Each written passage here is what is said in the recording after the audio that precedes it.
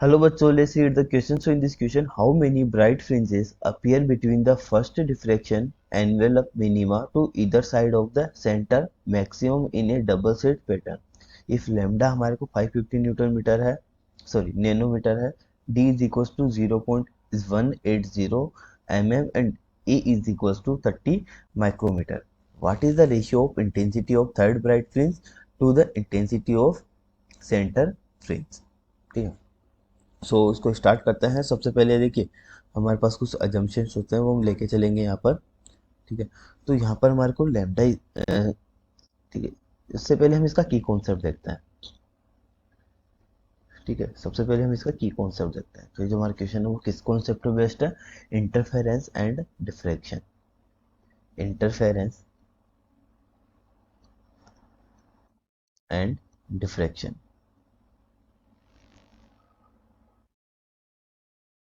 ठीक है, इस कॉन्सेप्ट पे बेस्ड हमारा क्वेश्चन है। अब यहाँ पर बात करते हैं गिवन डेटा की। ठीक है, तो हमारे को देखिए लेमडा की वैल्यू गिवन है। ठीक है, lambda is equal to 550 nanometre. ठीक है, इसके अलावा हमारे को डी गिवन है। ठीक है, डी जो है वो 0.180 mm।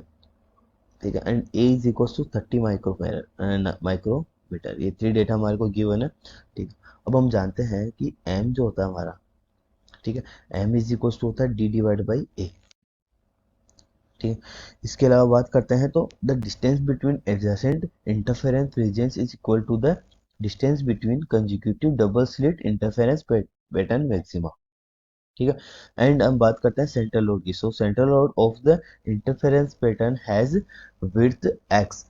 ठीक है, जो हमारे पास सेंट्रल लोड है, ठीक है, central lobe of interference pattern has width X equal to the double the difference distance between the central maximum and first minimum of the single slit. ठीक है, और जो इंटेंसिटी होती है उसको हम डिफाइन करते हैं I is equal to I naught sine alpha divide by alpha और इसका होल स्क्वायर। अब यहाँ पर हमारे को अल्फा की वैल्यू चाहिए होगी। ठीक है, तो अल्फा की वैल्यू कैसे निकालते हैं? अल्फा इज इक्वल टू, हमारे पास देखिए सिंपल निकालने का तरीका है। ठीक, सबसे पहले हम अल्फा निकालते हैं। तो अल्फा इज इक्वल टू हमारे पास फॉर्मूला होता है pi a sine theta divide by lambda. ठीक है, अब बात करते हैं थीटा की। ठीक है, तो हमारे पास थीटा की वैल्यू क्या होगी वो देखते हैं। तो डी साइन थीटा जो होता है हमारा, D sine theta is equal to हमारे पास 3 लैम्डा, यानी कि हमारे को थर्ड, इसने बोला है कि थर्ड ब्राइट फ्रिंज के लिए निकालना है। तो ये कितना हो जाएगा? यहाँ पर 3 लैम्डा हो जाएगा। ठीक है, तो यहाँ से हम थीटा की वैल्यू निकाल लेंगे। साइन थीटा की वैल्यू, साइन थीटा की वैल्यू क्या जाएगी? Sine theta is equal to 3 lambda divide by D. तो वो वैल्यू हम यहाँ पर पुट कर देंगे। So alpha is equal to हमारे पास फॉर्मूला बन जाएगा pi a multiplied 3 lambda divide by D. ठीक है, और लैम्डा यहाँ पर पहले से है तो लैम्डा से लैम्डा हमारा कैंसिल हो जाएगा। So alpha is equal to कितना आ गया? Pi A 3 pi A divide by D. ठीक है, तो यहाँ से इसको हम सोल्व कर लेंगे। सो हमारे पास जो अल्फा की वैल्यू है, फाइनली अल्फा की वैल्यू कितनी हो जाएगी? 3 a डिवाइड बाई डी, यानी ए या डी की वैल्यू यहाँ पर पुट करेंगे तो ये 0.5 पाई।